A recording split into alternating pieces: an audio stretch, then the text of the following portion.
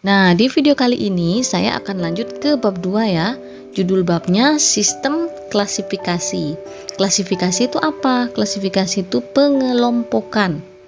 Jadi, ada 3 garis besar yang akan kita pelajari pada bab 2 ini. Yang pertama, ciri-ciri benda yang ada di lingkungan sekitar kita. Yang kedua, cara pengklasifikasian makhluk hidup. Dan yang ketiga, kita akan belajar tentang pengelompokan makhluk hidup dalam 5 kingdom.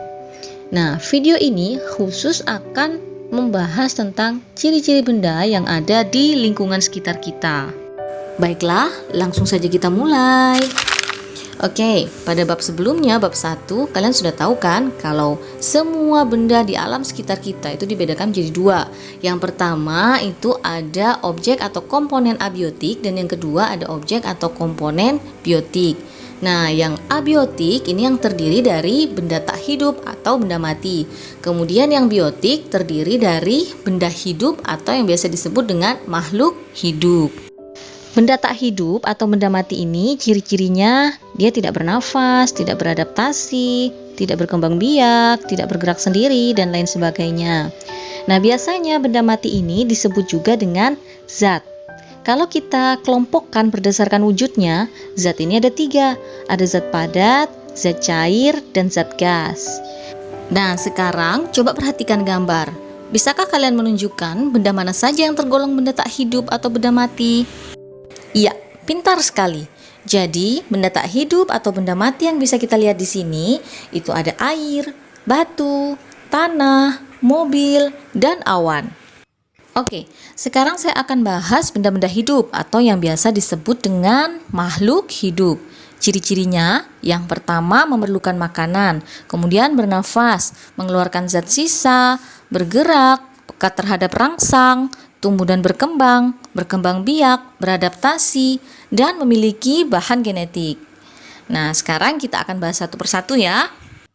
Ciri yang pertama, memerlukan makanan. Makhluk hidup itu butuh makan untuk mempertahankan hidup, supaya dia bisa tumbuh dan berkembang, supaya tubuhnya berenergi untuk melakukan berbagai macam aktivitas, dan lain sebagainya. Ciri yang kedua adalah bernafas. Sebagian besar makhluk hidup memerlukan oksigen dari lingkungan untuk bernafas. Oksigen yang dihirup digunakan untuk membakar makanan sehingga menghasilkan energi.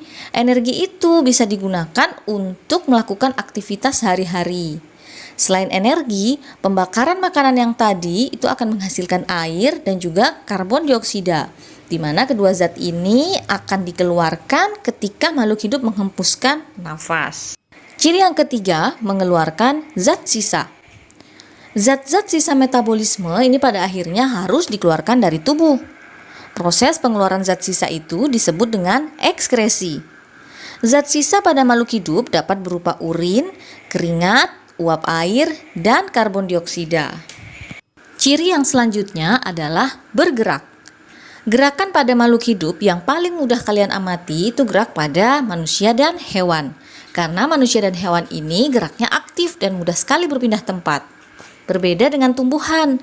Gerak pada tumbuhan cenderung sulit untuk diamati karena pergerakannya lambat, kemudian geraknya itu pasif atau tidak melakukan gerak yang berpindah-pindah tempat.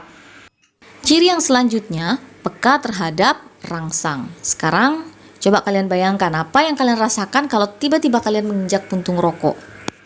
Pasti kalian akan berteriak atau paling tidak kalian akan langsung menarik kaki kalian karena kepanasan. Nah, yang kalian lakukan itu merupakan salah satu contoh respon kalian terhadap rangsangan.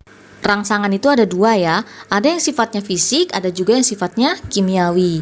Contohnya yang bersifat fisik itu apa? Nah, contohnya cahaya, perubahan suhu, dan sentuhan.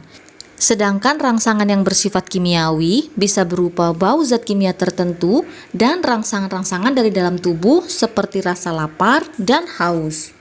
Manusia dan hewan itu memiliki alat indera yang peka terhadap rangsang. Jadi semua rangsangan itu akan diterima oleh reseptor pada alat indera, kemudian diteruskan ke sistem syaraf pusat sehingga tubuh bisa menanggapi rangsangan tersebut. Berbeda dengan tumbuhan. Tumbuhan tidak memiliki alat indera dan sistem syaraf. Rangsangan yang datang pada tumbuhan itu akan disebarkan oleh cairan dalam sel tumbuhan. tumbuhan tertentu memiliki kepekaan terhadap jenis rangsang tertentu.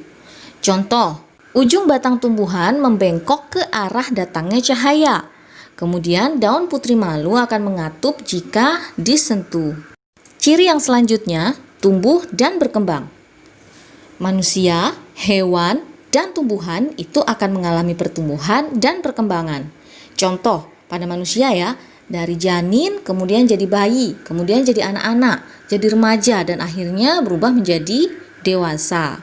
Lanjut ke ciri-ciri berikutnya, yaitu berkembang biak atau bereproduksi. Nah, perkembangbiakan makhluk hidup ini dibedakan menjadi dua jenis ya. Yang pertama perkembangbiakan secara generatif atau secara kawin, dan yang kedua perkembangan secara vegetatif atau secara tidak kawin. Oke, ciri yang selanjutnya adalah beradaptasi. Adaptasi itu merupakan kemampuan makhluk hidup untuk menyesuaikan diri dengan lingkungannya. Ada 3 jenis adaptasi ya, ada adaptasi morfologi, fisiologi, kemudian adaptasi tingkah laku. Kalau adaptasi morfologi ini penyesuaian terhadap lingkungan yang ada kaitannya dengan bentuk tubuh dari makhluk hidup itu.